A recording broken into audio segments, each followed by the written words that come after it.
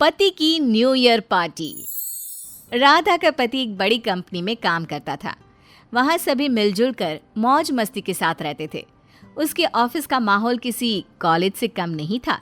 एक रोज ऑफिस में एक महिला राधा के पति से कहती है, हाय, क्या नाम है तुम्हारा? मैं तुम्हें रोज देखा करती हूँ, सोच रही थी बात करूं, कितने हैंडसम हो तुम। राधा का पति यूं खुद की तारीफ सुनकर खुश हो जाता है। वो समझ नहीं पाता कि कैसे रिएक्ट करे। ओह, शुक्रिया।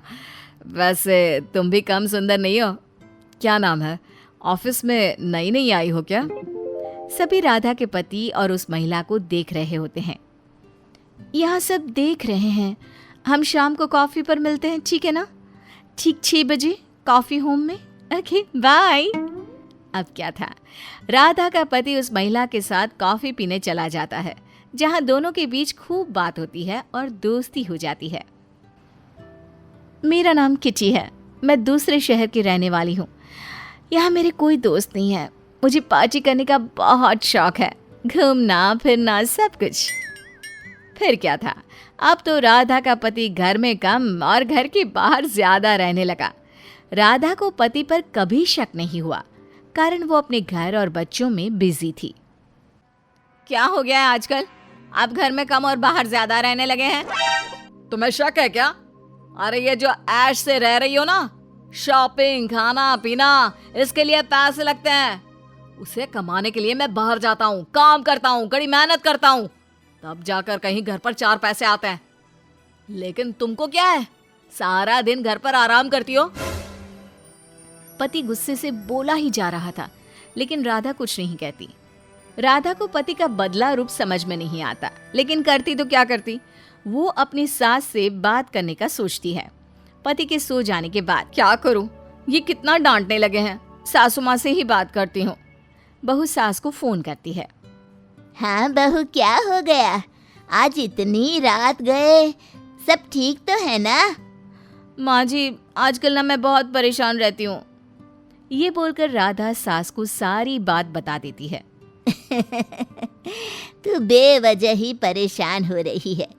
तेरा पति यानी कि मेरा बेटा थोड़ा स्ट्रेस ले रहा है। देख, बच्चे बड़े हो रहे हैं, उनका ख्याल रखना भी ज़रूरी है ना। तो हो सकता है कि सोच रहा हो ज़्यादा काम करके ज़्यादा पैसे कमा लिए जाए, और जब काम बाहर ज़्यादा करेगा और घर पर तुम कुछ बोलोगी तो मैनेज तो नहीं कर पाएगा ना। तुम परेशान ना हो, मैं बात करूँगी।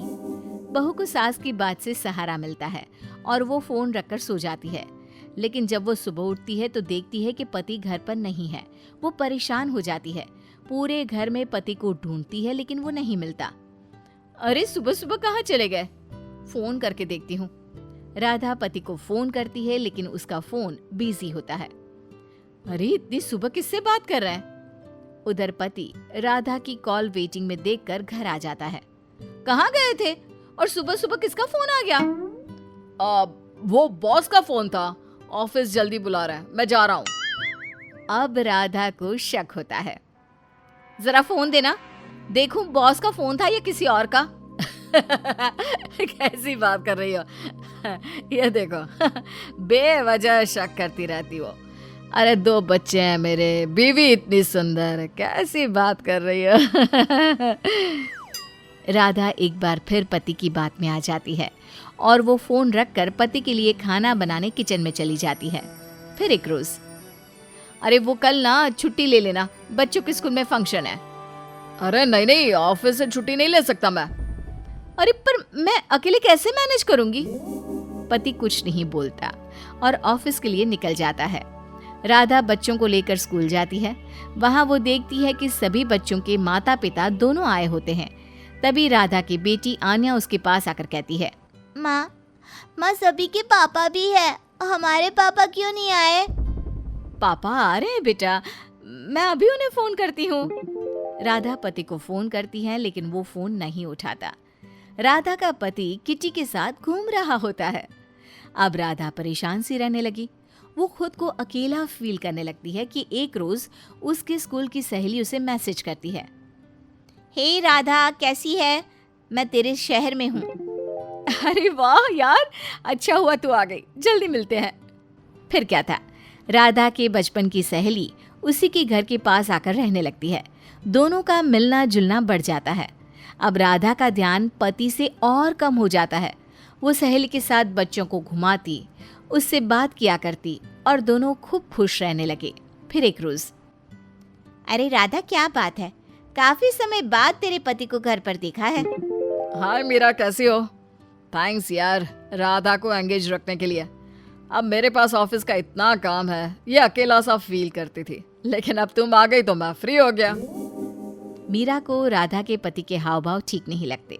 वो राधा से कहती है, राधा, ये तेरा पति काम क्या करता है जो इतना बिजी रहता है? किसी दुकान में है क्या? कैसी बात कर रही है? मैनेजर है बड़ी कंपनी में, पर क्यों? अरे कुछ नहीं। अच्छा, नया साल आ रहा है, तेरे पति से पूछ ले, बिजी तो नहीं है ना? तो मेरी नज़र में एक अच्छी जगह है जहाँ जाकर हम नया साल मना सकते हैं। राधा पति से बात करती है, लेकिन उसके तो अपने ही प्लान होते हैं। वो बीवी को मना कर देता है।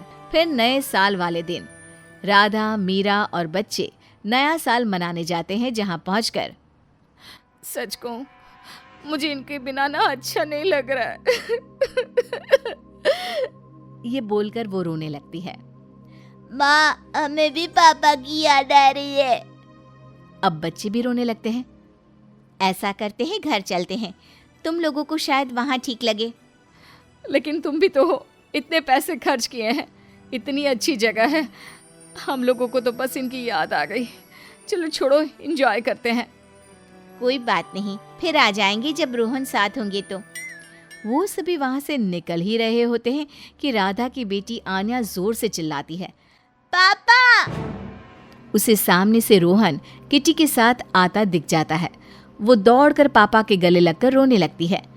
पापा, पता है, हम वापस जा रहे थे, हमें आपकी याद आ रही थी, मम्मी भी रो रही थी आपके लिए। पापा, अच्छा हो गया आप आ गए। राधा रोहन को किटी के साथ देखकर सारा मामला समझ जाती है। राधा, आई एम सॉरी, मुझे माफ कर दो। क्यों पापा, आप मम्मी को सॉरी क्यों बोल रहे हो? मीरा बच्चों को लेकर वहां से चली जाती है। राधा को सामने देखकर किटी भी भाग जाती है। तुम यहाँ कैसे राधा? तो ये है तुम्हारी हकीकत। बच्चे और मैं तुम्हारे साथ के लिए परेशान रहते थे। हम तो जा ही रहे थे, लेकिन तुम दिख गए। मुझे माफ कर दो, मैं आज के बाद कभी ऐसा नहीं करूँगा।